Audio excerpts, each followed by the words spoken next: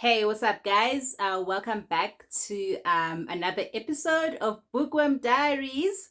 Um, yeah, I know it's been a while, but yeah. So, if you're joining us for the first time today, my name is Lindy. Please don't forget to hit the subscribe button. Tell your neighbors to subscribe, tell your friends, tell your colleagues to subscribe. Yeah. So, I am so excited. I'm so excited for the next book. So I have just finished reading this masterpiece. So the book is called Finding Me by Viola Davis. Um, so most of us know Viola Davis from the series called How to Get Away with Murder. But I know, guys, I said to you that I'm going to read a book by African authors. And so number one, the reason why I read this book, I'm part of a book club. So they chose this book this month. So I sort of like had no choice but to read the book.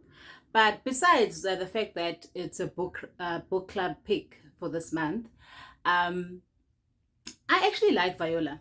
I've enjoyed. She's a boss, man. I loved How to Get Away with Murder. I loved her on The Help, the movie called The Help. I loved her on Fences with Denzel Washington. So yeah, I actually like her. She's one of my favorite actresses. So that's why I was like, okay, let me just give her a chance. I normally don't read book by Americans because one, I don't understand their culture and I'm just not trying to understand them as well. I just like reading stories by Africans because like I relate and I just want to know more about other African countries. So yeah, so I decided let me give Viola a chance because I mean I already love her work. So let's just read this book. All right. Firstly, it is a memoir. So basically, she's telling her life story. Phew. No, guys, abanye abantu, yo, they have it hard, hey? Like, people will tell us, no, Mina, I struggled, maybe growing up, I'm from poverty. My parents didn't have money to take me to varsity or whatever the case may be. I think everyone has their story. Okay, this is how I grew up, and at some point it was tough in my life. But Viola really had it bad. So, firstly, she is from poverty. The parents, the mother, the father, they're poor, like poor. On top of that, the father is a drunk. Like he is like abusive. He's physically abusing the mother. So whenever he's drunk, fights will break out. Like, and it was like heavy fights, where he'll take out a knife or take out a bottle and hit her on the head, like to a point where she'd be admitted into hospital. It was like heavy fights. And imagine every night, like almost every night, they would fight, and you can't sleep because your parents are fighting, and you have to go to school. And she couldn't even sleep at night because she knew would say I izosuka at any moment. So imagine you're a child, you have to go through that and you have to go to school. You get to school, you're being bullied. Like, when does it end?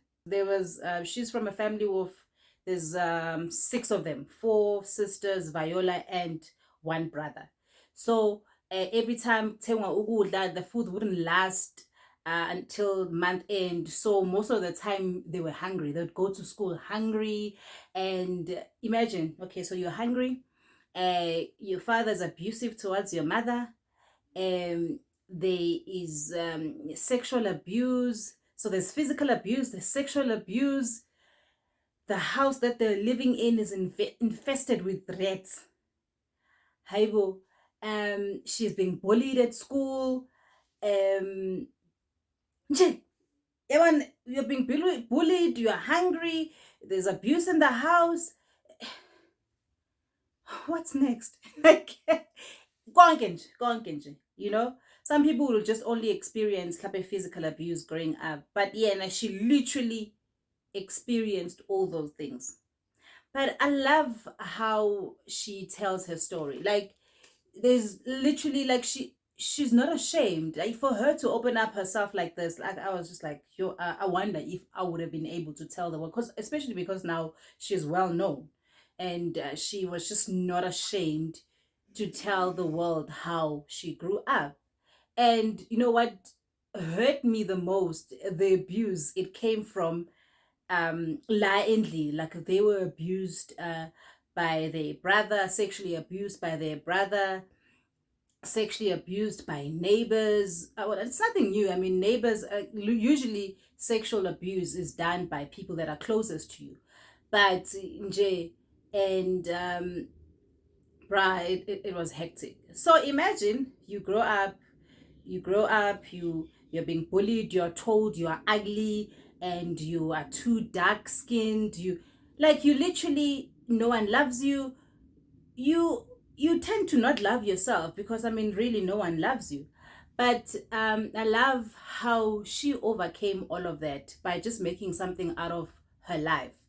Now she's this big person, but it also didn't come easy. She also talks about how it's not easy to make it in the US. Being an actress is like literally, it's tough. People give up because it's not easy.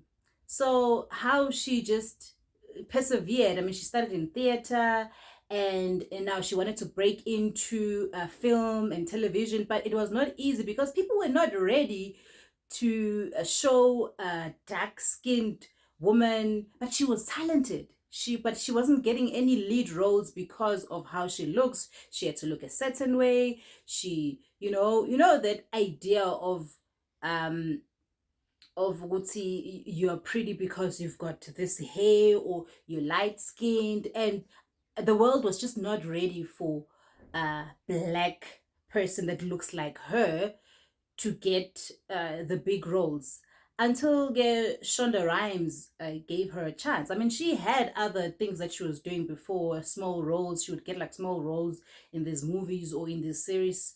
Like, she would get those small roles. But eventually, Shonda Rhimes just gave her a chance on How to Get Away with Murder. Imagine struggling from birth, and you get your chance, you get your shine at age, like she was approaching her late 40s when she got this role, How to Get Away with Murder.